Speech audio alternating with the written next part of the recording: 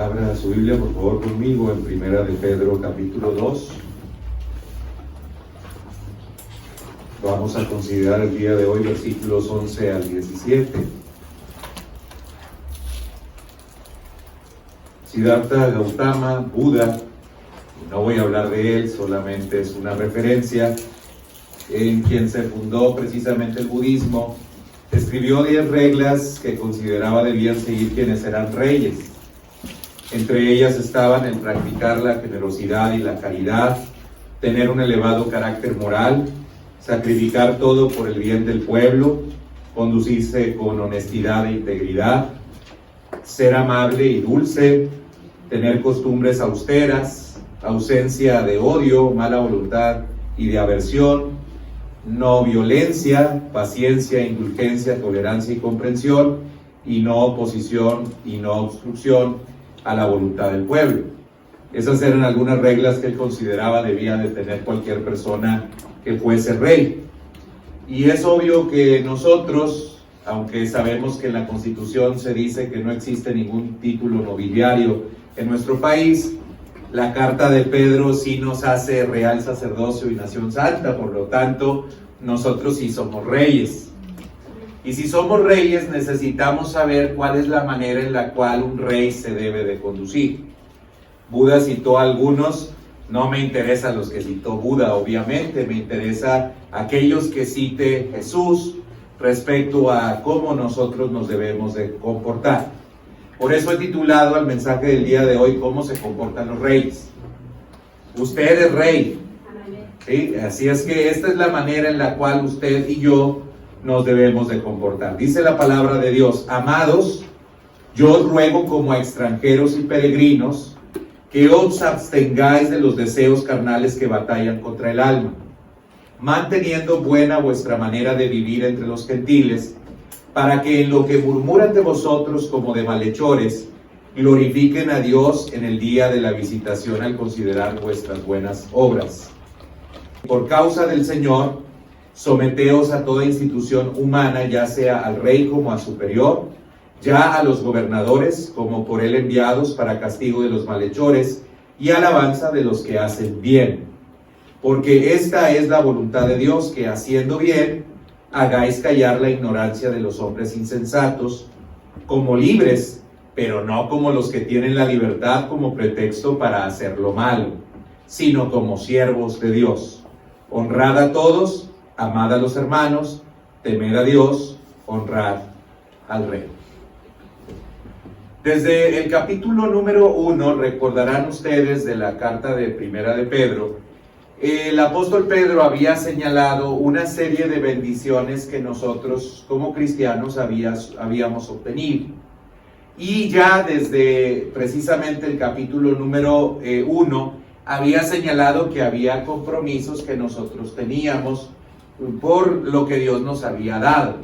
Y particularmente él había hecho referencia a la santidad en el capítulo número 1. Ahora en el capítulo número 2 nuevamente el apóstol Pedro empezó a hablar acerca de nuestra identidad y de nuestro propósito. En el 1 hay un patrón repetido porque en el versículo 2 se nos hablaba acerca de que éramos elegidos según la presencia de Dios, el Padre en santificación por el Espíritu Santo. Y luego, después de una serie de bendiciones que dice que nosotros tenemos, nos llama la santidad como un compromiso que nosotros tenemos por quien nosotros somos. Ahora en el capítulo 2 el patrón se vuelve a dar, porque luego de que en el capítulo 2 se nos habla acerca de la palabra, después de hablar de la palabra empieza a hablar acerca de nuestra identidad. Y hablábamos de nosotros como rocas vivas, al igual que Cristo es una roca viva, nosotros somos rocas vivas. Y la semana pasada veíamos en el versículo 9 y 10 que nosotros seamos linaje escogido, nación santa, pueblo adquirido por Dios, para anunciar las virtudes de aquel que nos llamó de las tinieblas a su luz admirable. De tal manera que vuelve otra vez Pedro a la carga a decir, qué bueno que ustedes saben quiénes son. Pero el que ustedes sepan quiénes son, les lleva entonces a también conocer cuál es el compromiso que ustedes tienen. Es decir, Dios no nos da solamente los títulos que nosotros tenemos para que nosotros los podamos a lo mejor colgar como se acostumbraba, porque ya no se acostumbra el día de hoy, el colgar el título en la sala, ¿no? De que miren, yo soy licenciado, o yo soy rey, o yo soy sacerdote. No, para eso Dios no es que nos llamó para que nosotros confeccionemos títulos y los mostremos a los demás, sino que es importante que sepamos que si tenemos ese título, entonces nosotros nos tenemos que comportar de determinada manera. Y en estos versículos el apóstol Pedro empieza a señalar una serie de compromisos que nosotros tenemos por ser reyes y sacerdotes. El versículo 11 tiene que ser leído en contexto. Leímos el 9 y 10, leímos el 8, el 6 al 8 y veíamos que habla de identidad. Pues ahora nos habla de cuál es nuestro compromiso. Primeramente dice el versículo 11, amados, yo os ruego como extranjeros y peregrinos que os abstengáis de los deseos carnales que batallan contra el alma. El primer compromiso, la primera instrucción que nos da el apóstol Pedro es alejarnos de los deseos de este mundo. Ahora yo quiero que ustedes vean cómo el apóstol Pedro es cuidadoso en la manera en la cual inicia su exhortación. Lo hace con mucho cariño. Empieza diciendo amados, utilizando el amados como un sustantivo para referirse a las personas. Les dice amados, yo os ruego. Pedro rogando cariñosamente a la iglesia para que en vista de lo que ella es, se empiece a conducir de la manera en la cual ella es. Y les dice nuevamente lo que ya había señalado él en el capítulo 1, en el versículo 2, los ruego como a extranjeros y peregrinos. Allá utilizaba el término expatriados y elegidos. Ahora está utilizando el término extranjeros y peregrinos. Y el ruego que hace Pedro es que nos abstengamos. Y la palabra abstenerse es una palabra que también puede definirse como restringirnos a nosotros mismos, como el que continuamente nosotros nos contengamos a nosotros mismos, como que nosotros nos apartemos de. Literalmente esta palabra de abstengáis en griego significa continúa alejándote de. Es decir, lo que el apóstol Pedro está diciendo, hay cosas de las cuales continuamente tú te tienes que alejar. Y estas cosas son de los deseos carnales. Estos deseos carnales también pueden ser traducidos de otras maneras. Deseos carnales podemos decir aquellas cosas que son pertinentes a la carne, o aquellas cosas que son animales, o que son de un irregenerado, o que son humanas. Estas cosas son de las que nosotros nos tenemos que abstener. Pedro más adelante en el capítulo 4, versículo número 3, va a enfatizar, y este es un pasaje que yo he leído en varias ocasiones, de que es importante que ya nos baste el tiempo pasado para haber andado en aquellas cosas en las cuales andaban los gentiles. Nuevamente Pedro está entonces aquí haciendo alusión a esto. En primera de Pedro 4:3, en la Nueva Traducción Viviente podemos nosotros leer: en el pasado han tenido más que suficiente de las cosas perversas que les gusta hacer a los que no tienen a Dios. Dice: inmoralidad y pasiones sexuales, parrandas, borracheras, fiestas desenfrenadas y abominable adoración a ídolos. Eso era lo que habían vivido, y esos mismos deseos son los que a veces combaten en nuestra carne. Es decir, nosotros sabemos que hemos renacido a una esperanza viva por medio de la resurrección de Jesucristo de los muertos, como dice 2 Corintios 5:17, dice: de modo que si alguno está en Cristo, nueva criatura es, las cosas viejas pasaron, y aquí todas son hechas nuevas. Sin embargo, vivimos todavía en la carne y batallamos con algunos deseos de la carne. Por eso Santiago, cuando le estudiábamos la carta de Santiago, decía que no erréis, porque Dios no tienta a nadie, sino que cada uno es atraído y seducido por su propia concupiscencia, y que luego de que nosotros somos atraídos y seducidos, esto trae a luz el pecado. Es decir, en nuestros propios miembros nosotros luchamos y a veces concedemos a nuestros miembros algunas cosas que nos apartan o nos alejan de Dios y de las que ahora el apóstol Pedro dice, ustedes tienen que abstenerse. Son cosas que ustedes tienen que dejar.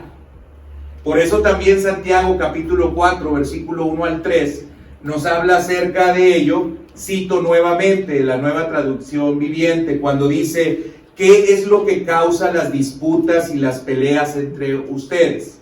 En la Reina Valera del 60 dice, ¿de dónde vienen los pleitos y las guerras entre vosotros? Sigue diciendo la Nueva Traducción Viviente, ¿acaso no surge de los malos deseos que combaten en su interior?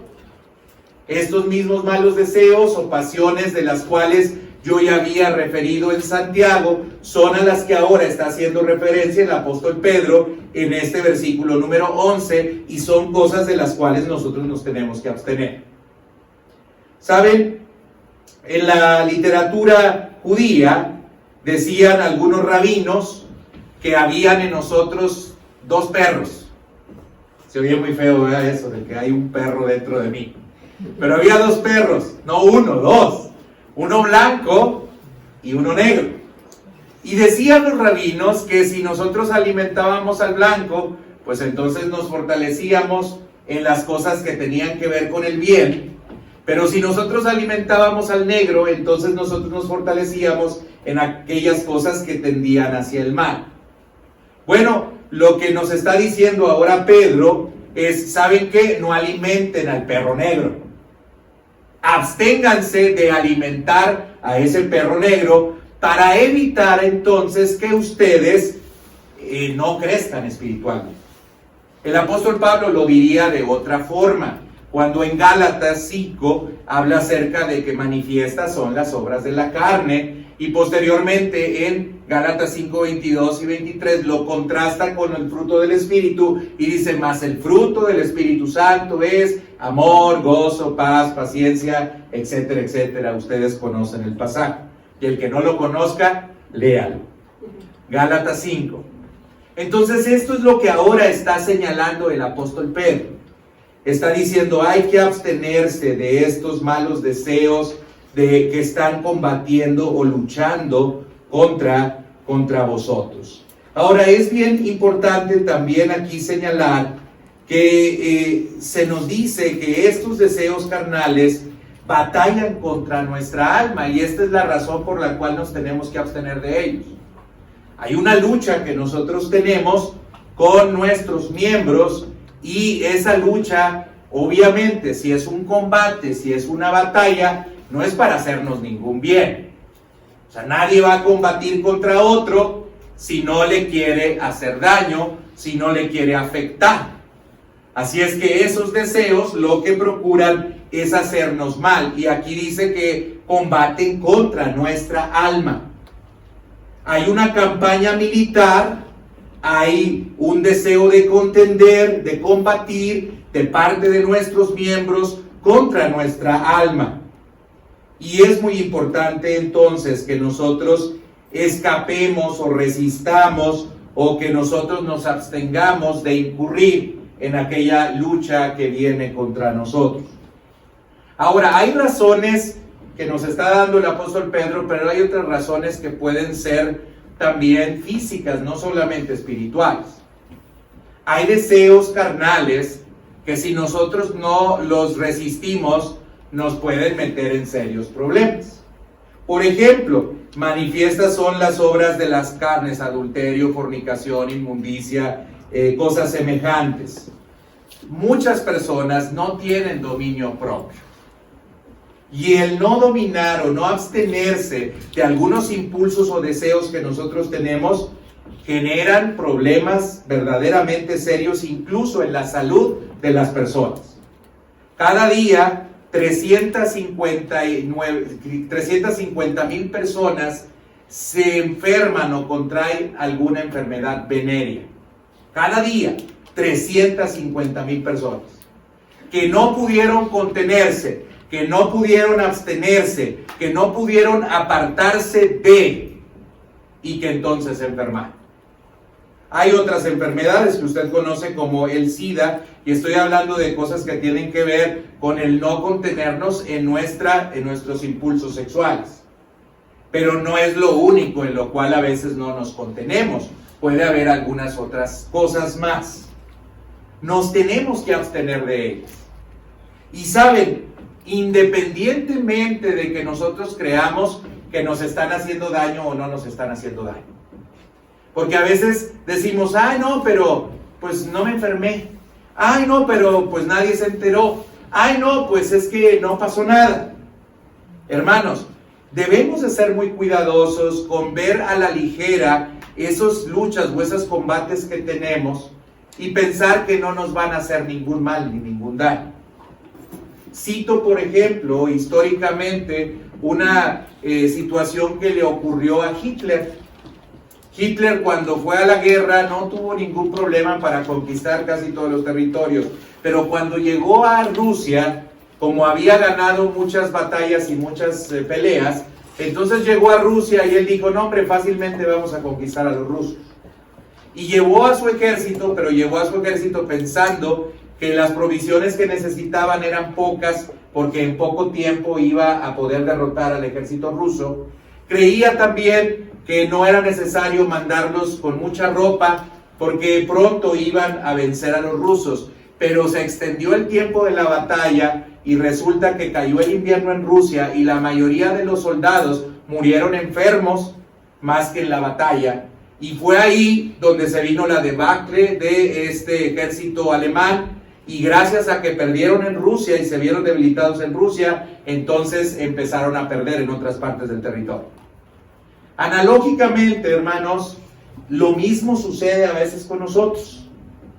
A veces estamos luchando o combatiendo con algunos deseos y a veces cedemos a esos deseos y decimos, no pasa nada, no ocurre nada. Mira, pues fue una vez, fue una ocasión, o fueron 2 veces, o fueron 3 veces, pero de ahí no va a pasar. Sean celosos en abstenerse de ellos, porque el enemigo, si tú le das lugar, va a tomarse todo el lugar. Te va a destruir. Satanás, el enemigo, va a tomar pie de lo que nosotros mismos le damos pie, porque aquí estamos hablando no de Satanás, sino de nuestros mismos deseos y de nuestros mismos anhelos, pero de ellos se va a tomar de Satanás lugar para podernos derrocar y para destruirnos. Es importante entonces que atendamos a esta primera instrucción. Dice el apóstol Pedro, absténganse de los deseos carnales. Si son reyes, si son sacerdotes, si son linaje escogido, si son nación santa, entonces absténganse de los deseos carnales que combaten contra vuestra alma. Eso es lo primero que dice el apóstol Pedro. Pero luego añade algo más. En el versículo 12 él sigue diciendo, manteniendo buena vuestra manera de vivir entre los gentiles, para que en lo que murmuran de vosotros como de malhechores, glorifiquen a Dios en el día de la visitación al considerar vuestras buenas obras. La segunda instrucción que da ahora el apóstol Pedro es, mantén una conducta irreprochable. No basta con que te abstengas de los deseos de la carne, se tiene que expresar tu conducta o tiene que expresarse tu identidad a través de una conducta que sea irreprochable. A los cristianos a veces, hermanos, nos es muy fácil hablar o decir cosas. Decir incluso cosas que nosotros creemos que somos. Echarnos flores a nosotros mismos y considerar que nosotros hemos alcanzado cierta estatura espiritual o hemos crecido espiritualmente como no lo ha hecho alguna otra persona. Pero Pedro está poniendo la vista no en lo que podemos decir, sino en lo que nosotros podemos hacer. Hay una frase que escuché por ahí, que la debe de usted de conocer, que dice que las palabras mueven, pero los hechos arrastran. No hay nada mejor que nosotros podamos hacer para testificar a una persona que lo que nosotros hacemos. La gente siempre nos tiene observando. La gente siempre nos está examinando. La gente siempre está viendo lo que nosotros hacemos o no hacemos. Y esto es un poco extraño, ¿no? Porque pues lo natural es que vieran la vida de otras personas que son por mucho más desordenadas que las nuestras. Muchos de nosotros que hemos venido a Cristo, pues obviamente hemos tenido una conducta y un cambio muy notorio en relación a cualquier otra persona que no tiene ningún freno, que no tiene ninguna limitación, que hace en su vida lo que bien le place, cuando él quiere, donde él quiere, como él quiere. Pero la gente, lo extraño, es que no ve a esos. A los que nos ven, es a nosotros. A quienes observan, es a nosotros. Lo natural sería que dijeran, oye, pues este es un dechado de virtudes en comparación o en contraste con el otro. Pero no, lo que está buscando es algo malo en nuestras vidas para poder hablar acerca de nosotros. Por eso, hermanos, es muy importante esta instrucción que nos está dando Pedro cuando nos está diciendo que nosotros mantengamos una buena manera de vivir frente a las demás personas. A veces decimos, oye, no, pues no estoy haciendo nada malo. Cuida tu testimonio. Cuida lo que haces. Los demás te están observando. Los demás te están viendo. Y es importante entonces que tú mantengas una buena manera de vivir. Efesios 2:10 dice, porque somos hechura suya, creados en Cristo Jesús para buenas obras, las cuales preparó de antemano para que anduviésemos en ellas. Dios nos hizo nuevas criaturas y como nuevas criaturas nos formó para que nosotros andemos en buenas obras. Porque a veces o en algunas ocasiones, pues algunas personas pueden decir, oye, pues es que Dios me salvó no por las obras que yo he hecho, sino me salvó por gracia. Y a veces ahí nos queremos excusar para vivir una vida desordenada y decir, finalmente, al cabo que nadie es perfecto y Dios me ama tal como yo soy y yo no tengo que hacer nada para que Él me ame. Él por su pura gracia y por su misericordia me escogió y me salvó. No estamos equivocados al pensar así, pero sí estamos equivocados y tenemos un pensamiento incompleto cuando no nos damos cuenta de que sí, no es por nuestras obras que somos salvos, pero sí es cierto que a través de nuestras obras se evidencia que nosotros hemos sido salvos. Lo veíamos en Santiago. ¿De qué aprovechará que el hombre dice que tiene fe y no lo muestra a través de sus obras? La conducta es el mejor testimonio que nosotros podemos tener y es el mejor testimonio que nosotros podemos dar. En el tiempo que escribía el apóstol Pedro, recuerden ustedes, se vivía ya la persecución. Y en ese tiempo, pues se buscaba encontrar faltas a los cristianos, al igual que el día de hoy lo buscan hacer. Y había muchas cosas que se decían de los cristianos. Por ejemplo, algunos decían que los cristianos practicaban el canibalismo. ¿Por qué decían esto? Porque, como ustedes saben, la Santa Cena, y luego ahí lo podemos leer en Corintios, dice, esta es mi carne, que por vosotros es entregada. Esta es mi sangre, que por vosotros ha sido derramada. Entonces, cuando hacían alusión a esta cena, en la cual comían la carne de Cristo y la sangre de Cristo, obviamente de manera metafórica, ellos lo tomaban de manera literal y decían entonces que los cristianos practicaban el canibalismo. Y era algo que en ese tiempo era común que pensaran de los cristianos. Veían a un cristiano y dicen, este es un caníbal, este come personas. Otra de las cosas que decían de los cristianos en esa época es que practicaban el incesto, porque se amaban entre sí. El amor era tan entrañable entre el padre y entre el hijo y la madre. Había una énfasis que ponían tanto en el amor que se debía de dar en la familia o en el contexto familiar, que entonces ellos levantaban falsos y decían de los cristianos, ellos viven en relaciones incestuosas. Otros decían de los cristianos que eran ateos. ¿Por qué decían que eran ateos? Porque en ese tiempo todas las religiones que se profesaban utilizaban ídolos a los cuales, o imágenes a los cuales se adoraban. Y los cristianos no utilizaban ninguna imagen. De tal manera que entonces ellos decían, estos son ateos porque no creen en ningún Dios, porque para ellos adorar a un Dios necesitaban una figura.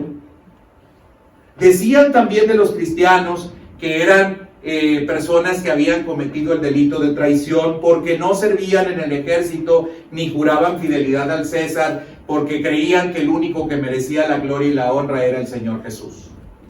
Recuerde usted que el emperador romano se tomaba atribuciones de Dios. O sea, no se trataba solamente de que se viese como una autoridad a la cual deberían de respetar, sino que él se veía como un Dios al cual le deberían de presentar adoración o veneración, y los cristianos rechazaron de tajo eso, de tal manera que entonces ellos decían, estos no cumplen con las leyes porque no quieren rendir tributo al César. Y otra de las cosas que decían de los cristianos en esa época es que los cristianos eran inmorales, porque ellos, como decía el apóstol Pablo, se saludaban con ósculo santo. El día de hoy con la pandemia no tendríamos problemas para que nos dijeran que somos inmorales. Ya casi nadie se saluda de beso, salvo algunas excepciones. Son los inmorales atrevidos que se atreven a saludarse de beso. Hermanos, esta crítica hacia nuestra conducta es común. Mire, en este tiempo, yo he conocido personas con las cuales he platicado, y de pronto en mi plática yo les decía, ¿sabes qué? Yo asistía a la iglesia del Mesías que estaba ahí en la calle, o que está ahí en la calle de Victoria. Y las personas me han llegado a decir, ¿en serio tú ibas ahí? Oye, ¿y si es cierto que ahí practicaban sacrificios humanos? Le dije, no, sí, yo de hecho ya me eché como a 3 o 4. O sea, ¿dónde van a creer que las personas el día de hoy lleguen a pensar cosas como esas? Pues las siguen pensando. Siguen pensando cosas de nosotros que no corresponden con la verdad ni con la realidad, porque están observando nuestra conducta y a veces levantándonos algunos falsos. Por eso en todo el Evangelio y a lo largo de las cartas donde se explica el Evangelio, la manera en la cual lo tenemos que vivir, se pone mucho énfasis en la manera en la cual nosotros tenemos que vivir. Por ejemplo, en Romanos 12:20 se nos dice, así que si tu enemigo tuviere hambre, dale de comer. Si tuviere sed, dale de beber, pues haciendo esto, ascuas de fuego amontonarás sobre su cabeza. El mismo Jesús en sus enseñanzas en el Sermón del Monte, en Mateo capítulo 5, versículo 16, dijo, así alumbre vuestra luz delante de los hombres, para que vean vuestras buenas obras y glorifiquen a vuestro Padre que está en los cielos. Pero vamos leyendo esto en contexto, hermanos. Qué difícil es mantener una buena conducta cuando las demás personas nos tratan de manera injusta. No es tan sencillo lo que les estaba diciendo el apóstol Pedro a la iglesia en esta exhortación que ahora les está haciendo. Está diciendo, ustedes tienen que cuidar la manera en la cual se conducen, pero los otros no tienen cuidado en la manera en la cual se conducen con nosotros. O sea, los demás pueden hacer con nosotros lo que quieren, pero nosotros tenemos que detenernos, porque tenemos que dar testimonio. Y eso es difícil. Si somos sinceros, yo le pregunto a usted, ¿no hay momentos en los cuales usted se cansa? Y a veces dice, ay, esto está muy complicado, o sea, mira cómo se está comportando, y mira, le eché la mano, y mira, traté de ayudarle, y mira, me porté bien con él, y mira, hice esto otro con él, ¿y por qué me trata así? Y a veces quisiéramos desistir. Por eso el apóstol Pablo dice en otra parte de la Escritura: no nos cansemos de hacer el bien, porque a su tiempo segaremos si no desmayamos. Muchas veces, hermanos, no recibimos siempre lo que nosotros sembramos, por lo menos no de manera inmediata, porque Gálatas también dice: no os engañéis, Dios no puede ser burlado. Todo lo que el hombre sembrare, eso también segará. Solo que la siega a veces, hermanos, no llega en el momento en que nosotros esperamos. Y a veces cuando nosotros hacemos un bien a alguien o manifestamos nuestro amor a Dios haciendo alguna buena obra, nosotros esperaríamos que la recompensa viniera de manera inmediata y que la respuesta fuera correspondiente a lo que nosotros estamos haciendo. Pero no siempre sucede así. Y ahí es cuando viene el desgaste del cristiano. Por eso ahora Pedro está diciendo: mantengan esa buena conducta. No se dejen vencer. No seas vencido de lo malo, sino vence con el bien el mal, dice también el apóstol Pablo. En nuestra vida, hermanos, estamos bajo constante escrutinio de las personas. La gente siempre nos está viendo. Pero, ¿saben? Nuestro ejemplo es Cristo. Más adelante, el apóstol Pedro, en el capítulo 2, mismo capítulo 2, versículo 23, dice: quien cuando le maldecían, se la regresaba. No, ¿verdad? Dice: quien cuando le maldecían, no respondía con maldición. Dice: cuando padecía, no amenazaba, sino que encomendaba la causa al que juzga justamente. Si nosotros tuviéramos oportunidad de escribir la carta, a lo mejor le hubiéramos hecho algún agregado o cambio ahí, ¿verdad? Mientras que le maldecían, se la regresaban. Cuando padecía, se enojaba y les gritaba, ¿verdad? Haríamos nuestra versión. Pero Pedro nos dice: el ejemplo que nos dio Cristo es el modelo que nosotros tenemos que seguir. Tú estás expuesto a críticas, a falsas acusaciones y a ser inspeccionado por todos. De verdad, en serio te lo digo. Los errores que cometas tú y que puedan ser mínimos comparados con los de los otros, son magnificados por las demás personas cuando los encuentran. Pero tú y yo tenemos que mantener una buena conducta. Por eso tenemos que mantenernos teniendo una vida honorable, hermosa, recta, lo mejor que nosotros podemos. Nuestra familia tiene que ser lo mejor que debe ser. Tenemos que entender que vivimos como ciudadanos del cielo, que nosotros lo representamos a Él, que nosotros somos ejemplos, somos testimonio de este mundo. Nosotros mostramos a los demás lo glorioso, lo amoroso, lo misericordioso, lo todopoderoso que es nuestro Dios, que nos rescató y que nos libró de toda maldad y nos adoptó como sus hijos. Nosotros somos sus representantes. Por eso tiene que haber correspondencia entre lo que nosotros decimos que somos y entre la manera en la cual nosotros nos conducimos. Dice un comentarista, Barclay, que a los cristianos en el primer siglo se les acusó de todo. Se les acusó de ignorancia, de necedad, de superstición y de todo tipo de cosas. Pero de lo único que no pudieron acusarlos fue de inmoralidad. Porque la vida de esas personas era intachable. A lo mejor podrían decir que eran supersticiosos porque ellos les decían que no se reunieran a adorar a Dios y se reunían. A lo mejor podrían decir que eran supersticiosos porque ellos se les señalaba o se les decía que no enseñaran en el nombre de Jesús, pero ellos decían: en el nombre de Jesús seguiremos enseñando. Pero de algo que no les podían tachar era de inmoralidad. Que nuestra conducta, hermanos, sea intachable. Tercera exhortación que nos hace: respetar a las autoridades. Fíjense lo que dice el versículo 13 al 15. Por causa del Señor, someteos a toda institución humana, ya sea al rey como a superior, ya a los gobernadores como por él enviados para castigo de los malhechores y alabanza de los que hacen bien, porque esta es la voluntad de Dios, que haciendo bien hagáis callar la ignorancia de los hombres insensatos. Nuevamente, leyendo el contexto, hermanos. ¿Sabe quién era el gobernante en ese tiempo para cuando les llega la carta a estas personas? Era Nerón. El peor de los emperadores que usted se imagina, que inventó que los cristianos habían quemado Roma y que inició la persecución sobre los cristianos porque los romanos estaban muy enojados o muy molestos con ellos porque habían destruido grandes construcciones de esa ciudad, cuando en realidad quien lo había hecho era Nerón, porque lo que quería era seguir construyendo nuevos edificios en Roma y quería entonces destruir los edificios viejos.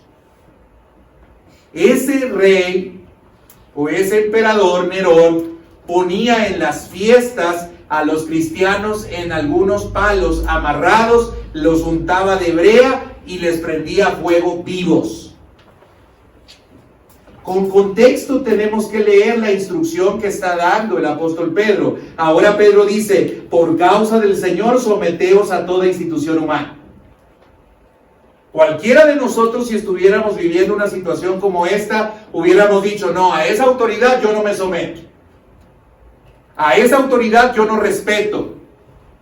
A esa autoridad la tenemos que derribar y la tenemos que derrocar. Pero encontramos una instrucción que pareciera paradójica. ¿Cómo yo voy a tener que respetar a esta clase de autoridad? Bueno, hay una razón, dice, por causa del Señor ustedes tienen que someterse a la autoridad. Es decir, hay un orden que Dios ha establecido, un orden de autoridad.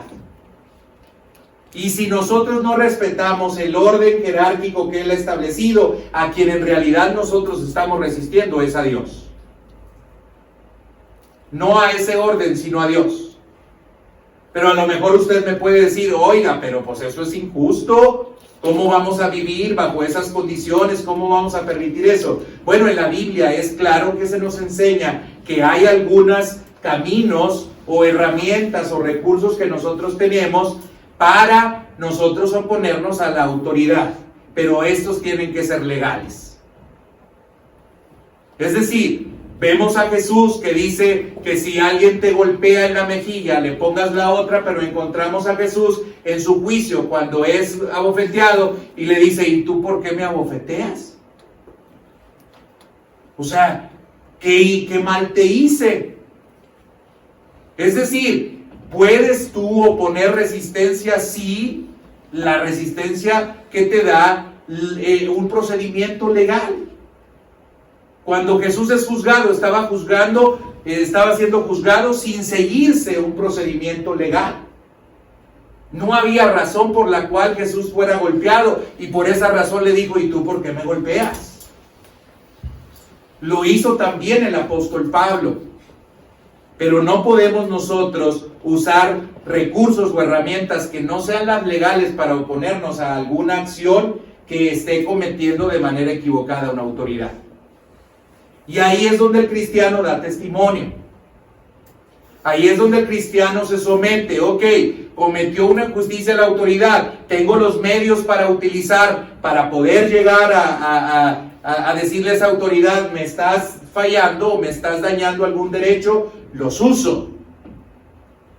O sea, yo no les estoy diciendo a ustedes que entonces todo lo que venga a nuestras vidas los tenemos que aguantar y lo tenemos que soportar y nos tenemos que quedar callados.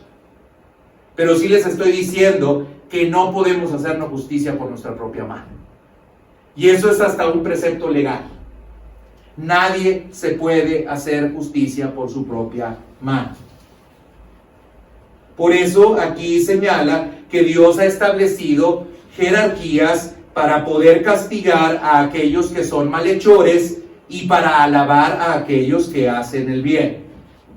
Esta es la voluntad de Dios, que haciendo bien hagáis callar la ignorancia de los hombres insensatos. Hermanos, es difícil someternos a autoridades injustas, por supuesto. Pero yo quiero decirle, hermano, ni siquiera es difícil solamente con autoridades injustas. Es difícil para todos, de manera natural, someterse a cualquier autoridad. El ser humano por naturaleza resiste la autoridad. El ser humano por naturaleza resistió la autoridad de Dios. Si el ser humano resiste la autoridad de Dios, ¿cómo no va a resistir otra clase de autoridad? Si ante Dios no se detuvo el hombre, ¿cómo se va a detener ante otra clase de autoridad? El día de hoy ya hay una crisis muy profunda de falta de respeto hacia las autoridades que Dios ha establecido. Porque nos es claro que todas las autoridades son puestas por Dios, así lo dice la Escritura. Y el detalle es que el día de hoy la gente muy difícilmente se somete a las autoridades, en cualquier contexto, hermanos. No solamente en el gobierno que tenemos, lo vemos en el contexto familiar. Los hijos no se someten a los padres. Lo vemos también en contextos escolares. Los alumnos no se someten a los maestros. No se respeta la autoridad del día de hoy. ¿Cómo podemos los cristianos dar testimonio de que somos cristianos? Pues siendo la excepción a las reglas que hoy se han dado, en las cuales no hay respeto alguno por ninguna autoridad. Muchachos, ustedes no pueden ser los precursores de la revuelta o de la revolución en la escuela. ¿Cuándo? Obviamente no hay una causa justa. Ustedes no pueden ser personas que faltan al respeto a la autoridad. La manera correcta se tiene que seguir. Y no lo digo solamente porque soy maestro y estoy defendiendo a mi gremio. Lo mismo sucede en el contexto de la iglesia, hermanos. Ya no se respeta la autoridad de la iglesia. Y tampoco lo digo porque esté defendiendo a mi gremio. Lo digo porque es algo claro y algo notorio. No hay respeto a la autoridad. Hermanos, una clara condición que el apóstol Pedro señala que debe de ser una marca distintiva de uno que dice ser rey o debe de pertenecer a la nobleza espiritualmente hablando, es que tiene que respetar a las autoridades. ¿La estamos respetando? Ahora, dentro de las excepciones, porque hay excepciones, están dadas en la Escritura. En Hechos capítulo número 4, del 18 al 20, vemos a Pedro y a Juan que habían sanado a un hombre que tenía 40 años, que estaba enfermo y que estaba cojo y que se encontraba ahí en la puerta de la Hermosa. ¿Recuerdan ustedes ese pasaje? Y cuando se hizo el alboroto porque el hombre empezó a saltar y a alabar a Dios y se lo llevaron a ellos presos, les dijeron: de ninguna manera se les prohíbe estrictamente que ustedes enseñen o prediquen en el nombre de Jesús. ¿Y qué hicieron cuando las autoridades los quisieron callar? Les dijeron: juzguen ustedes si está bien que obedezcamos primero a los hombres antes que a Dios. No dejaremos de predicar, de anunciar y de hablar en el nombre de Dios, aunque ustedes, o en el nombre de Jesús, aunque ustedes nos digan que no, y aunque ustedes sean la autoridad. Y lo siguieron haciendo, y los volvieron a encarcelar. La autoridad sigue teniendo poder y sigue dañando a aquellos que no estaban haciendo ningún mal. Pero la excepción a que nosotros obedezcamos a una autoridad es el que la autoridad no se esté sometiendo a Dios y a lo que Dios establece. Otro ejemplo, hermanos, de excepción lo encontramos en Daniel capítulo número 1. Recuerdan ustedes a Daniel y a sus amigos. Llegaron cuando Daniel tenía aproximadamente 17 años a Babilonia, hermanos. Era un chamaquito, con perdón de los chamaquitos. Tenía 17 años.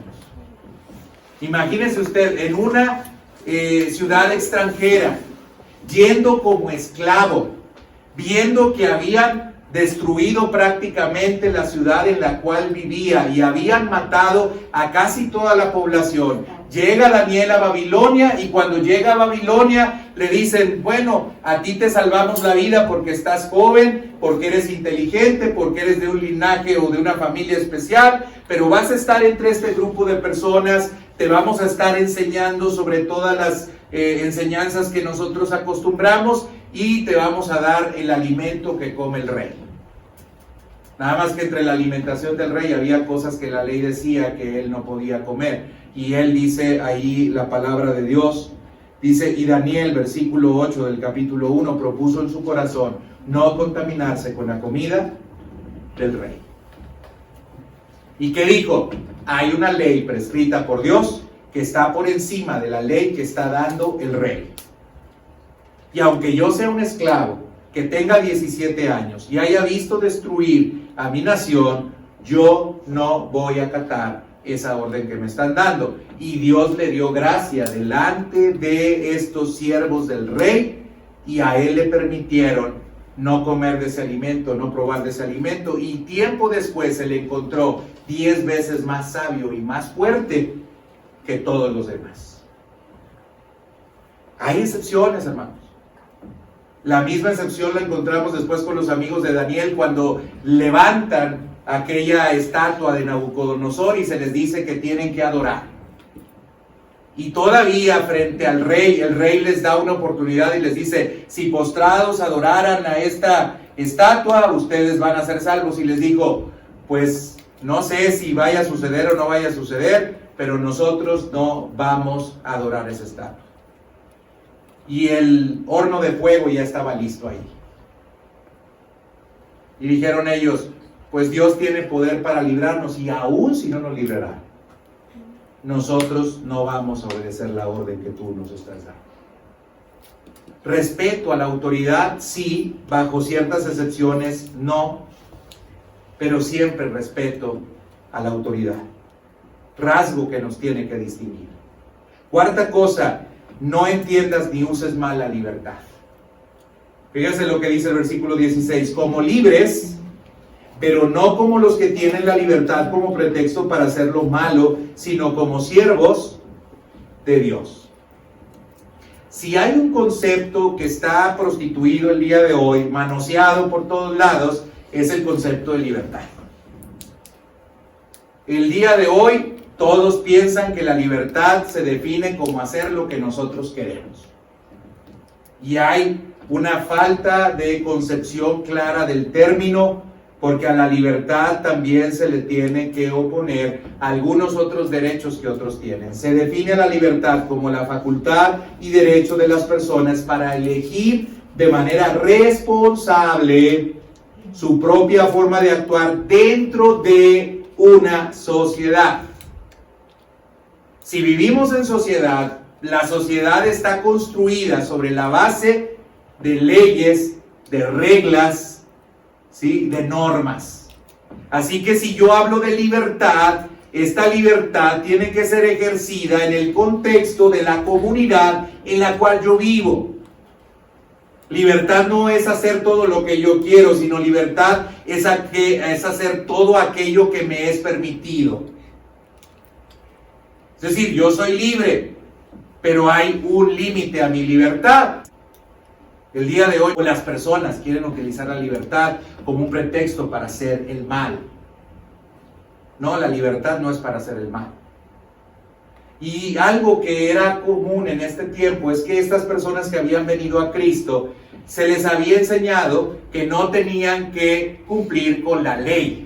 Porque las personas a las cuales les está escribiendo el apóstol Pedro, algunas de ellas ya no eran judías, sino algunas de ellas eran gentiles. Y recuerde usted que en Hechos 15, en el concilio de Jerusalén, se había establecido que ya no se tenían que cumplir con aquellas leyes del Antiguo Testamento, más que abstenerse de ahogado de lo sacrificado a los ídolos y de la fornicación. Así es que algunos habían entendido a su conveniencia el nuevo mandato y la libertad que Dios nos había dado. Y entonces dijeron, pues si soy libre y además soy salvo por gracia, entonces yo puedo hacer todo lo que yo quiera porque no me voy a salvar por gracia. Pero esto no es algo que el Evangelio estuviera diciendo. El apóstol Pablo tuvo que aclararlo en Romanos capítulo número 6. Pero también en Efesios 5:17 dice, por tanto no seáis insensatos, sino entendidos de cuál sea la voluntad del Señor. Soy libre para hacer la voluntad de Dios. Soy libre, pero vivo para obedecer a Dios.